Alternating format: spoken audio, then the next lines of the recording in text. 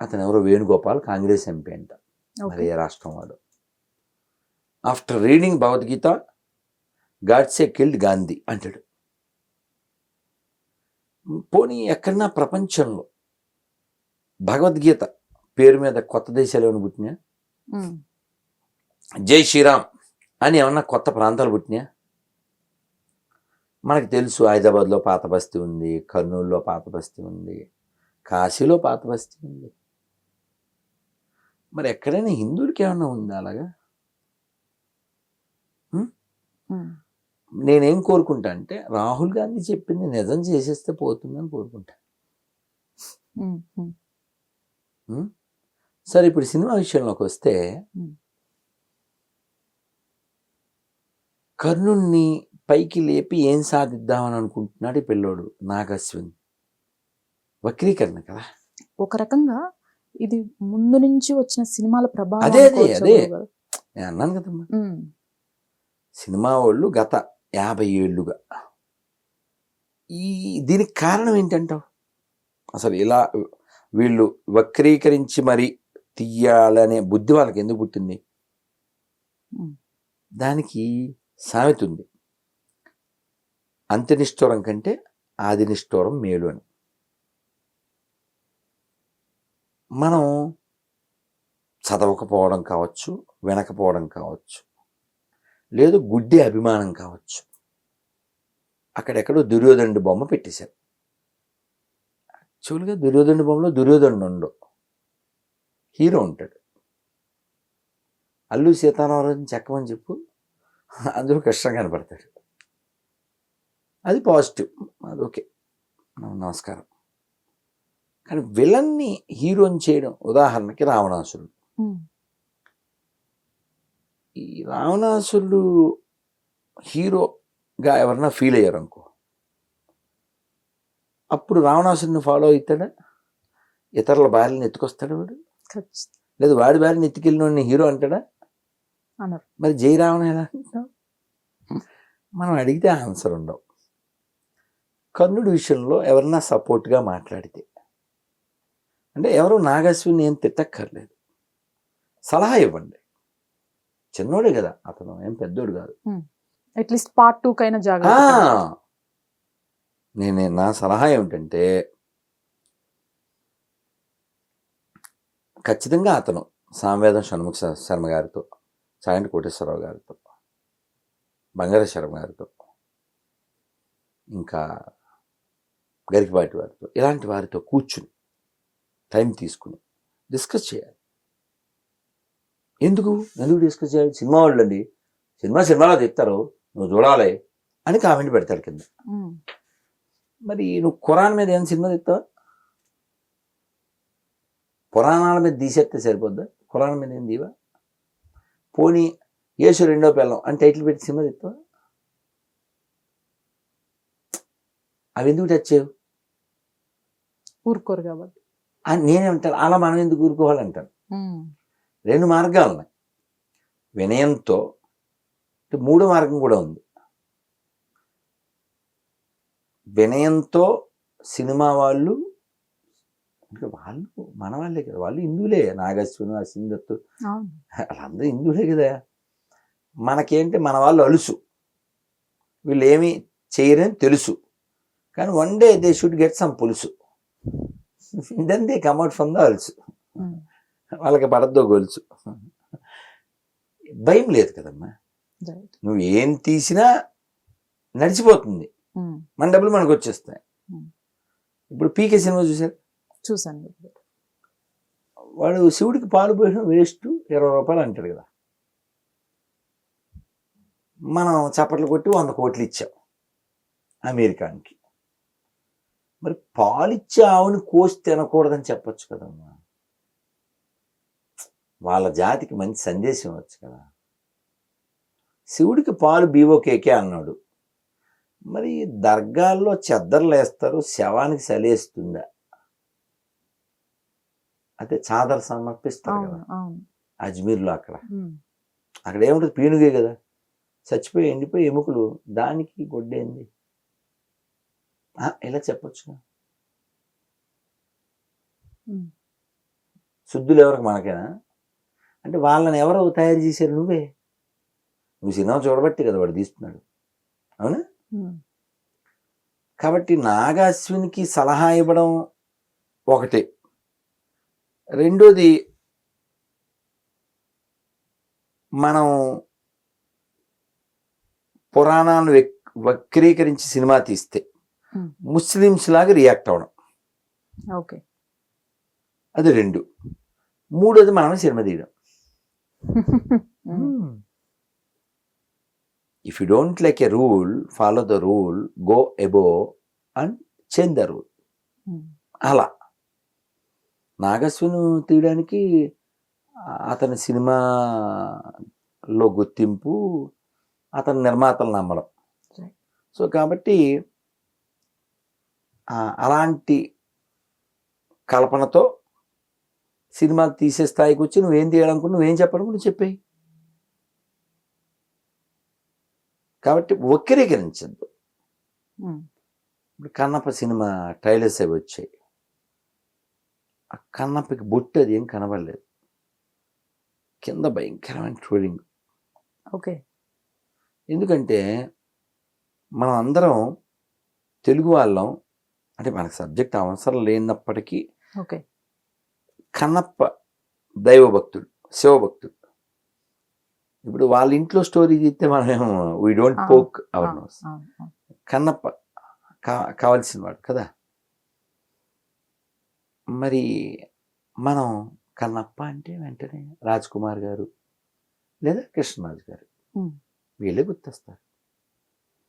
వాళ్ళ ముఖాల్లో ఉండేటువంటి ప్రశాంతత, ఆ భక్తి, ఆ తాదాత్మ్యత మర్చిపోం. మారేడు నీవని నేనేరితేనా, మారేడు దళములు నీ పూజకు. ఎంత బాగుంటుంది అసలు. ఆయనకి ఆయనే రాజ్ కుమార్ బాబోయ్, ఎంత గొప్పగా అసలు. మరి ఇతను పెట్టే పెట్టుబడికి అలాంటి సత్వగుణం కూడా కన్నప్పలో ఉంటే సంతోషం. అలాగే వక్రీకరించకూడదు. అది కన్నప్ప అయినా, కల్కి అయినా, ఇంకోటి అయినా. ఇప్పుడు హనుమాన్ విషయంలో నెగిటివ్ కామెంట్ ఏం రాలేదు కదా. అవును గురుగారు. ఎందుకు రాలే? ఎక్కడ పిచ్చి వేషాలు, సొంత పైచ్యాలు ఏం చూపించలేదు. నువ్వు ఊహించేదో, నీ ఊహ ఇతరుల ఆహా అనేలా ఉండాలి. అందుకని వాళ్ళ పురాణాలని, వాళ్ళ నమ్మకాలని స్వాహ అనేలా ఉంటేలాగా. కర్ణుడిని ఎందుకు లేపాలి? ఇప్పుడు ఏంటి ప్రయోజనం? ఏంటి? ఏం నేర్చుకుంటుంది సొసైటీ? ఏం నేర్పుదామని?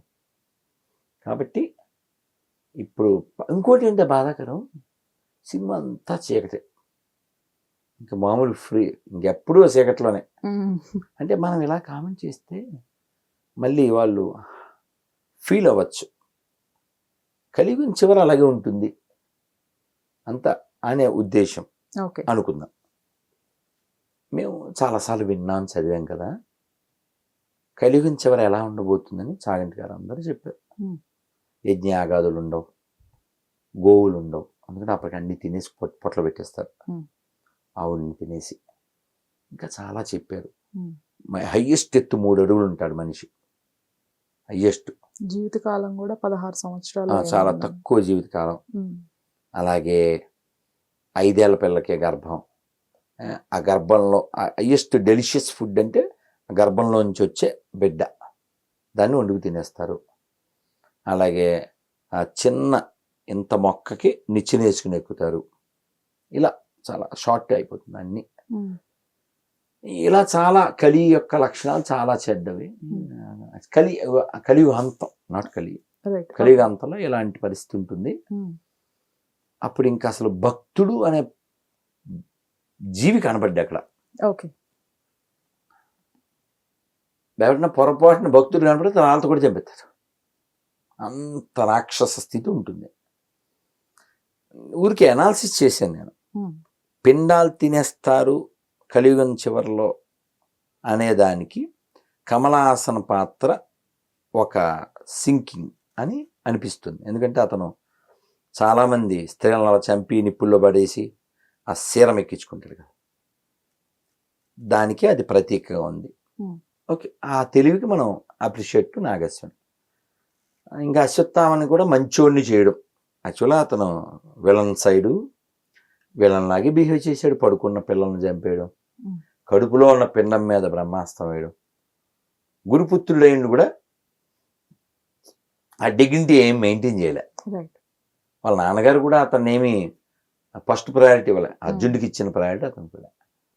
అలాంటి మంచోడైనట్టుగా అమితాబ్ బచ్చన్ రూపంలో చూపించడం. ఇప్పుడు మంచోడైతే మంచిదే.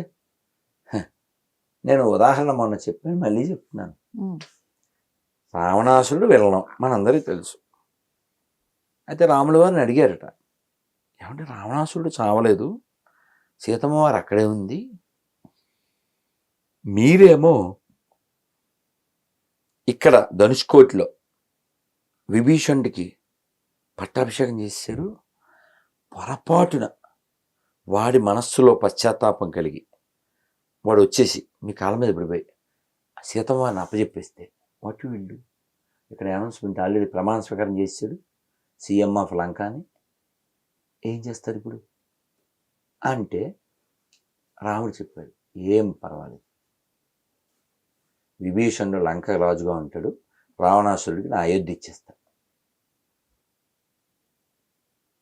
రాముడు ధర్మం తప్పడు. శత్రువుకు కూడా మీరు రామాయణంలో చూడండి, లేదా వినండి, చదవండి. రావణాసురుడు చచ్చిపోయాక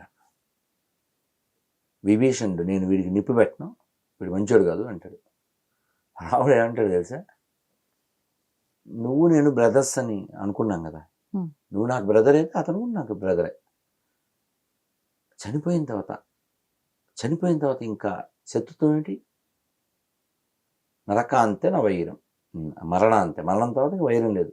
నువ్వు చెయ్యకపోతే నేను తెస్తాను ఆ కార్యక్రమం. అది రాముడు, అది మన భారతదేశం, అది మన క్యారెక్టర్. అలాంటి దేశంలో నువ్వు విలన్స్ని పైకి లేపడం అంటే వీళ్ళ ఉద్దేశం ఏమనిపిస్తుందంటే, ఇంత కారులో వస్తూ ఆయనతో చెప్పా, కాంట్రవర్సీ చేస్తే బాగా హైప్ వస్తుంది, తద్వారా పేర్లు వస్తాయి. ఇది లెక్క.